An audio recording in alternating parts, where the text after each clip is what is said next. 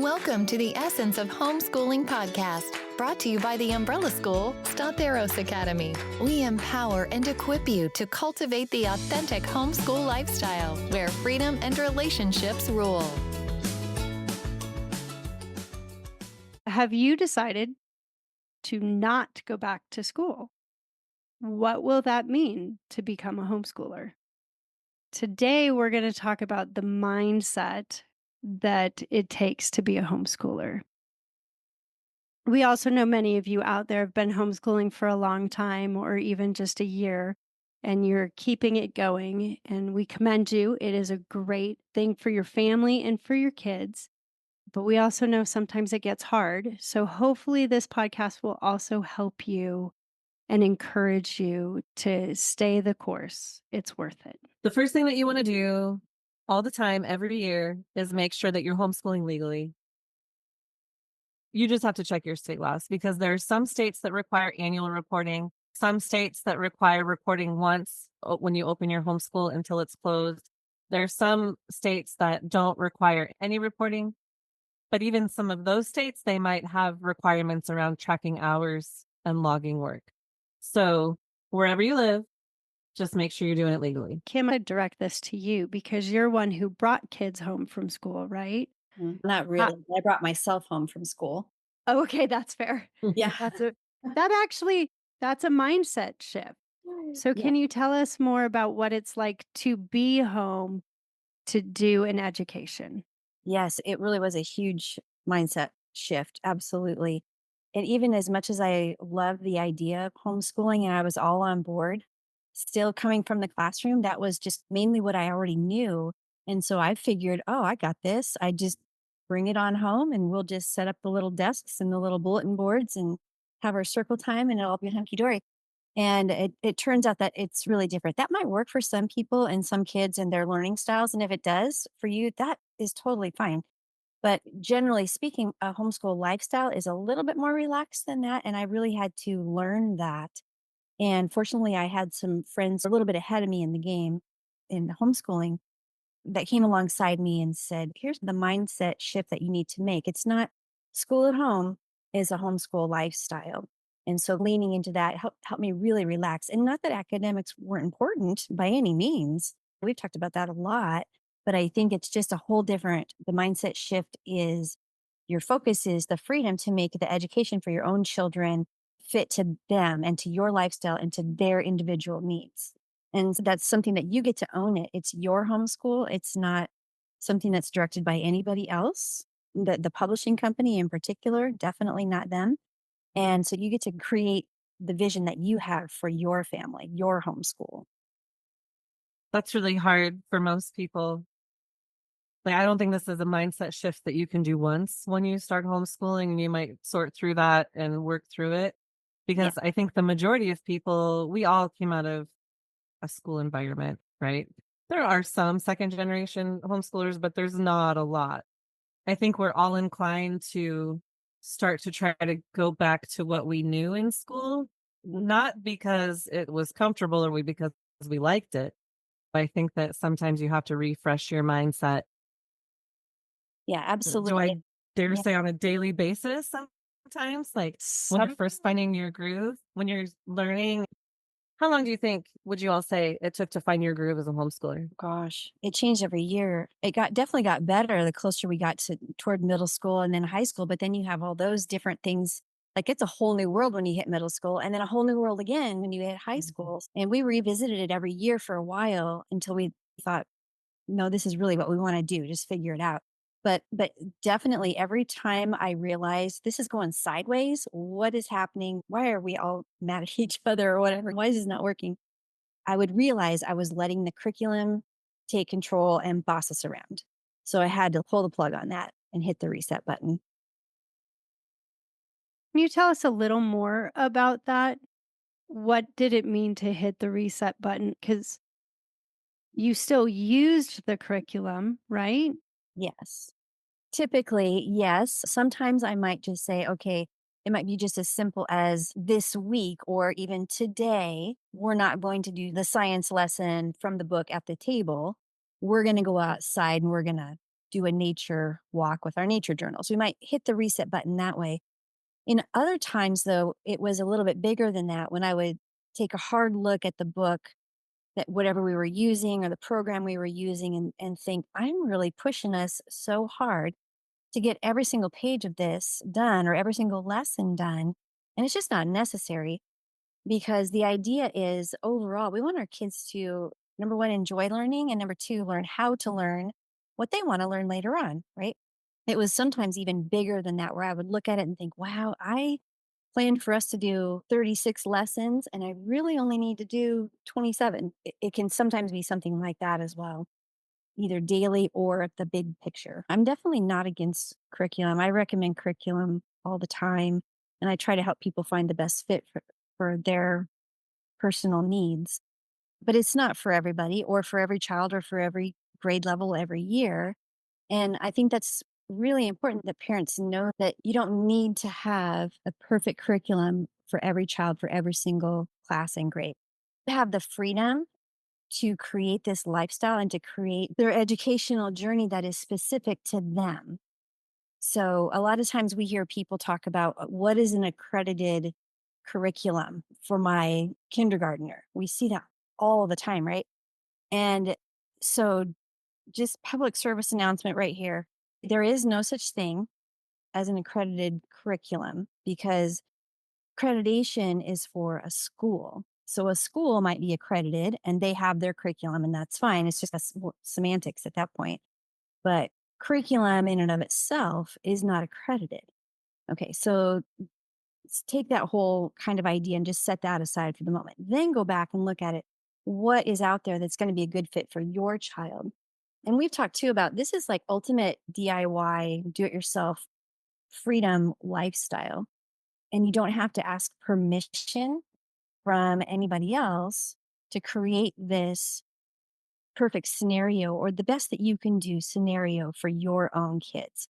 I always say to my families that I work with, you know your own child the best, and we're here to support you the best we can. How do you think each of you saw how you make the curriculum work for each child differently? Or did you change curriculums for different children? Did you not do some subjects for some children that you did for others? How did you make the homeschooling fit for each child? I have two children that I homeschooled, and they are 2 years apart. So I tried to use the same curriculum for both of them, but I pretty quickly found out each child is different. So some of the ways that we modified were writing assignments. Those can be tailored up, tailored down. You could add more, take some away. We also tailored in math, number of problems, odds versus evens, skipping lessons. When they were younger, we would do more manipulatives for one child versus the other who liked learning more from a book. You can still use the same curriculum, but just look at the lesson and tailor it to that child. High school was a little different in my family. We had to go a totally different way with each child. One child really grew into the classical method, and one child not so much. So I feel like in high school, we completely changed. Do you want to say anything about that, Colleen, with 3 boys? We just met each kid with what they needed the most. Like, I have my youngest is a reluctant reader. So he needed more with spelling, where we did spelling power. And I didn't do spelling power with the other two because the other two read a ton. And so they just naturally got spelling. So I would look and see what each one needed. And then they had different types of math because two are stronger than another one is in math. And so we would go at a different pace for him and a different curriculum, because I knew that he didn't need to have it as rigorous. Like, he would get what he needed, but it wasn't going to be to the level that the other two were going to go for how they want to probably use math in their careers. He still did math. I'm not saying he didn't do it. It was just a more gentle approach. that one is so strong in history that I let him do a lot of self-directed learning. And he has just read so many biographies.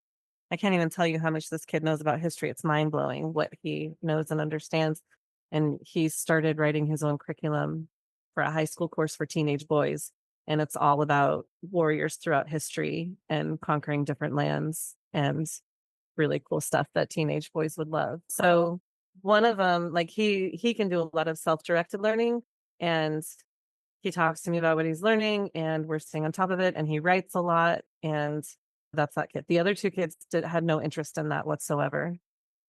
And they don't do as well with self-directed learning as this one does. You know what I mean? I would just really try to customize it for what each kid needs. And the books that I have them read, because they always have to read, we do at least 45 minutes of independent reading per day outside of any other reading. And so I'll give them books to read based on what I think they need work on. So too, right now we're reading a lot of leadership books because they're taking on some leadership roles in the JROTC program that they're in. So they're doing lots of leadership, lots of self-development, things like that. And the third one's graduated, so I'm not assigning him anything at this point. So a lot of what I did with character formation and with,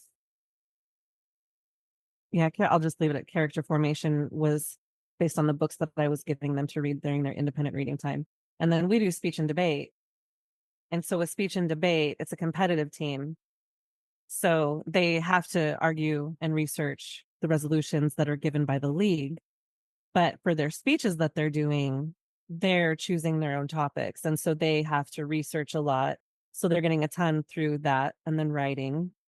So they're getting the same experience, but it's completely different subjects and it's completely different interests that they're following.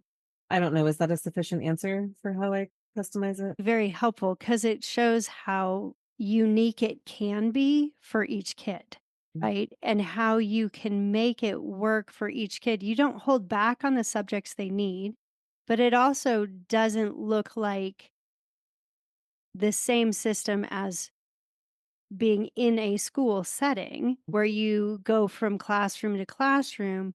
You have things you have to do and you do them, but you make it work in the time frames that you have with the other family needs that you have and with the interests of each child. Still doing their math and their science and their language arts and history, but you can really make it fit for each one of them. That's beautiful. Yeah, my younger one, he needs more structure, like with history than the other one does. So we use knot graphs, Okay. and that's absolutely fantastic for him because of how deep it goes, and he enjoys it, and he is blown away at what he's learning, but he just needs that guidance and that structure. And then for science, he has very hands-on. They do not do the same thing for science either. So for science, it's for physical science, but it's all projects. He's building things. The whole year last year, he built everything. There were projects all throughout the year that he had to build and test and then do the scientific method on and do all those things. The other one, he doesn't like science as much. So I let him do research projects. So he did environmental science. And so he took like a spine book and then he researched and wrote all the way through for environmental science. That's awesome. So just Nice. leaning into what they're naturally gifted at. Those two are now doing the same branded curriculum for math, but they don't do it in the same way. See, this is beautiful. It's each one of you taking your child for who they are and making an education fit for who they are, how they're created, and the desires and goals they have. And I think what I keep hearing is each one of you are teaching them the joy of learning so that they then want to learn more. And once they know how to learn, they can pick it up for anything they need because they know how to find the information. Right. Yes. And that's how we function as adults. True. If I'm interested in something and I want to learn about something, then I go and I learn about it and then I start doing it. Like how to start a podcast, right? How to build a website, whatever it is, how to start a business, all these different things, how to become a travel agent, right? So that's what we should be doing with our kids, isn't it? We just want to teach our kids how to be adults, and that's what adults do. We figure out what it is we want to do, what we're interested in, then we go learn how to do it. I don't want to go sit in a boxy classroom all day long getting lectures and assignments about other things. That doesn't help me figure out what I need to learn. Yeah, I do think a lot about a lot of the things that I taught in the classroom, just because it was in the curriculum that I was given to teach, that nowadays is it's not necessarily irrelevant, but it certainly is. It's old news. We've moved way past that in this day and age, 21st century. And so I think I really do keep coming back to it's so important to teach our kids to love to learn and how to learn what they want to learn. So whether it's a different language or if it's even a sport or art or history, whatever it is, science, they know how to pursue that. One of my kids was all about geography. He's telling me all these facts about other countries. And I was thinking, how do you know that? Where did you learn that? When he told me where he found it and looked it up all on his own. And it was so fun because he was teaching me new things then, which, Right? it starts coming full circle like that. Are you looking for a supportive community to walk with you through your homeschooling journey? Look no further. Start Academy is your go-to umbrella school for fulfilling legal reporting requirements in Colorado. But what if you don't live in Colorado? We still serve you through our support tools and services. At Start Academy, we're not just another institution. We're your partners in education, providing comprehensive support services designed to empower, encourage, and equip you to be the best homeschool parent that your children deserve. Teacher and student IDs, parent and professional evaluations, attendance logs, record-keeping services, DIY high school transcripts, or our official homeschool high school transcript service produces personalized transcripts that highlight your students' unique accomplishments. High school diplomas celebrate your family's achievement when you successfully complete the adventure. Additionally, our experienced homeschool coaches provide one-on-one support throughout your journey. Custom tailor your homeschool support system by selecting one of our 3 enrollment packages based on your family's needs. This way, you can get exactly what you need to make the most of your homeschooling experience. We come alongside you in the way you want to be supported, whether that's the bare minimum or holding your hand each step of the way. The umbrella school Start Academy provides what you want the way you want it. So why wait? Enroll with Start Academy today and unlock a world of possibilities for your homeschooling journey. Go to theumbrellaschool.com to learn more and sign up. We can't wait to serve your family. I love it when you learn things from your kids. Yeah. I absolutely love it. I think it's good too to teach your kids to figure out what they're good at Yes. and recognize their strengths and to lean into it, because that's the thing that they're going to do. To acknowledge, okay, I'm not so good at this, and this is where I need to support myself a little bit more to be able to say, this is my weakness. So my youngest just today had an interview with the Police Explorer program here. And he was asked, what are your strengths? What are you good at? Like, brag about yourself. And he was so uncomfortable. We were talking about it after the interview, and he was telling me all the questions and his answers and everything. And he said he was so uncomfortable. They were like, no, it's okay to be prideful right now. You need to brag on yourself. And he was like, I had a really hard time doing that. And so we were talking through it. And I said, dude, you have to recognize what you're good at and be a good steward of it. You need to look at how God blessed you and how God made you. And he made you good at certain things. And you owe it to your creator to foster those things and take good care of those things and develop them. And you need to be humble enough to recognize what you're not good at, as good where you struggle, so that you can learn more and challenge yourself more and grow more, and to be humble enough to say, yeah, I'm not good at that. Like, that's the thing that I'm not good at. And then you figure out on a team who is good at that, you can work together.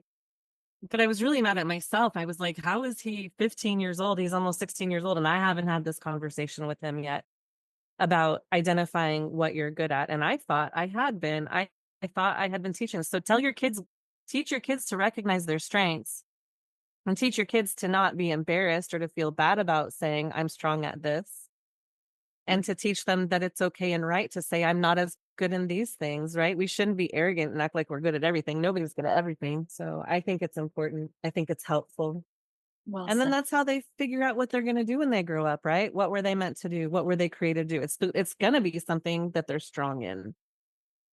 That's where their passions and their fulfillment are going to be when they get older. Absolutely. And that's one of the beauties of homeschooling is that you can spend more time on those things. You can allow them to explore their passions and they can really dive into that instead of having to sit through classes that are required to graduate, but they're not actually learning anything. And then that kills the joy that we're talking about. It's one of the beauties of homeschooling for sure. And when you homeschool and you have the choice of what curriculum to choose, you might be overwhelmed because there's so many choices. I know I was when I first started. If I would get magazines in the mail or if you do a Google search, there's so many curriculum choices. So make sure you know what your children's learning styles are, what your teaching styles are, and really hone in the curriculum. Because I think, as we've talked about before, you can't do it all. You will have to make choices. And that's probably one of the hardest parts of homeschooling. I think choosing curriculum is absolutely one of the hardest things about homeschooling. And they're all good at marketing their stuff. Like you go and you read about them, you go on their websites or you talk to somebody at a homeschool convention. I can't tell you, there's so many curriculum. You should see my house. It's embarrassing how much curriculum I have that we have not used or that we tried and I hated or the kids hated it. And it's because I wasn't sure of myself. I wasn't confident. And I was sure that if I didn't have this curriculum, they weren't going to go to college. If we didn't have this curriculum, I was going to fail my kids. I was going to do everything wrong without this curriculum. They're good at marketing. They're in sales. You have to remember they're trying to sell you something. They're trying to sell you. Take time to learn about your style first. Look at each kid. Because what I was talking about with my kids, they need different things. Look at each kid and what's going to meet their need. And then look at curriculum after you have a good idea. And then read a lot of reviews. What's the mindset around curriculum? The mindset is remember they're trying to sell you something. Remember that you're free. You are so much more free than you think you are. Mm-hmm. So many times on social media, I see people saying, am I allowed to do this? Can I do this? What am I supposed to be doing? What are the state requirements? And obviously, yes, you need to know if there are state requirements. But just because they say you need to teach language arts doesn't mean that you have to follow a specific curriculum. And you sure don't have to follow the state standards that are in that Common Core grid. So throw that away. You don't have to do that as a homeschooler. The mindset of freedom, it's your house. Nobody's in that house with you except for your family. You don't have to ask permission from anybody who's not in your house to decide how you're going to homeschool and how you're going to teach the lessons. You are free. Embrace your freedom. The freedom mindset is critical to successful homeschooling and happy homeschooling. You can't be a happy homeschooler if you're not embracing your freedom, right? Oh, Michelle, this was yours. Break out of the mindset which seeks for anyone else to do something for you. You have complete freedom to do it your own way. Responsibility to do it your own way too, right? You definitely have a responsibility to do it your way because you know your kids best. And so you're the one who is made for those children. And it's going to take work, but work is actually a blessing. Work is a gift. So to be able to add your gifts to what you're trying to teach them is also a blessing. So it is going to take work. No one else is going to do it for you. You're going to have to do it. But it actually turns into something amazing and something beautiful. And sometimes even something you start going, and this happened to me. Oh, wait, but I like literature and I like writing a class on a certain topic based upon books that can work for history and can work for civics and can work for apologetics. Whatever it was, I found so much delight in introducing my kids and now other students as well to literature in a topical way. and being able to discuss it, to think about it critically, and to move forward from there. And then it's a blessing. They love to read. And then I think our kids see us doing that, and then they start to slowly take ownership as well because they see us model that. Look at what are our options, what's going to be the best, what am I interested in, how's the best way to learn that, and how to pursue that. Because our goal is to work ourselves out of a job and slowly have them take more and more ownership of their own education. So as we model that for them, they'll lean into that and grow into that independence. And we all had that at different points of our lives, learning from someone who loves what they're teaching. Mhm. And you get much more excited about something you're learning from someone who loves it. So being able to do that is very helpful. And then look at you, we've listened to what each of your kids have done. And Kim, you didn't bring it up this time, but another time your son studying Japanese and now living in Japan, Yes. right? And so those things that when you can teach them the joy of learning, their passions develop. Yes. And that really was a turning point for us, one of those watershed moments when I realized, okay, he's quote unquote supposed to be taking chemistry this year. But he came to me and he said, Mom, I would be happy to do this if you want me to. Maybe not be happy, but I'll do it if you want me to. But I'd really rather study Japanese. And I realized, you know what? This is why we're here. This is a big reason why we're homeschooling. This is a huge opportunity. And I'm going to grab it and I'm going to run with it. And I'm going to trust the people that have gone before me in homeschooling and who have said, this is the way to go. Here's the way, walk in it. And I allowed him to follow that passion. And yes, look where he is today. Yeah, definitely a good example. What do you think the balance is there? I am 100% on track with what you're saying. But at the same time, I don't want people to think that they can blow off certain subjects and their kids can still get into college if their kids need to get into college. So there's a balance, right? And Stacy, you talk about this too. We begin with the end in mind when we talk about college. And so if they are interested in college, we work backwards.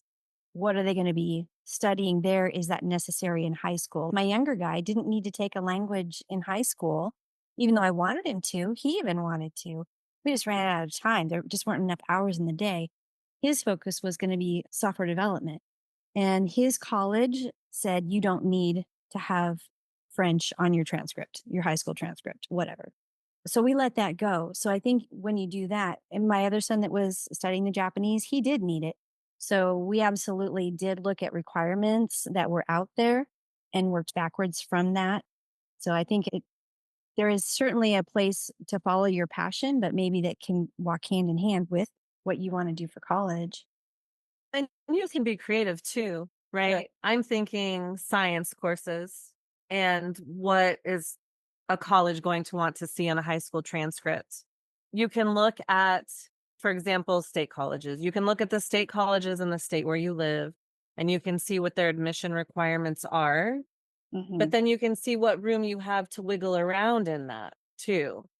Don't just look at their admission requirements, but then also look at, well, and I want to say this, you do this with caution because you don't want to plan for a 13 or a 14-year-old and then chart out their high school career of all the classes that they're taking based on what they think they want to do when they're 13 or 14, right?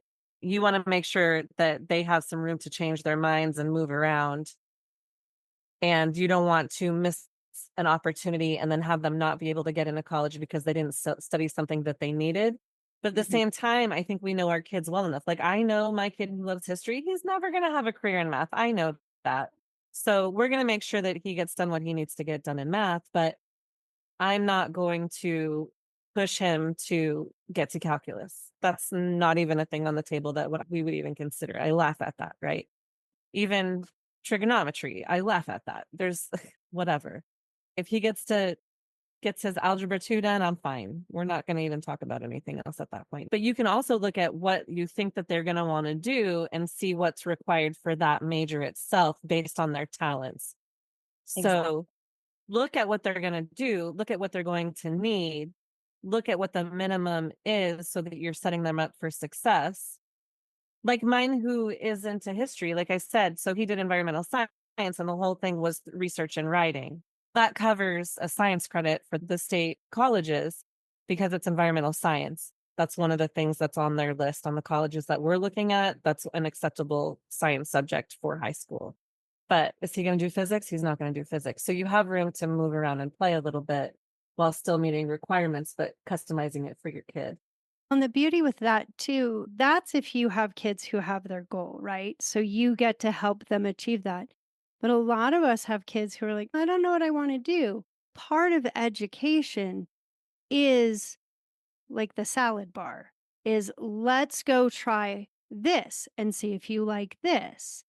And so you do a semester of it, then go try a different one the next semester and try these different things because you want to expose your kids to a wide variety of options in hopes that they will discover something that they enjoy. Yeah, that's how they find their passion sometimes, right? Is by seeing what they don't like.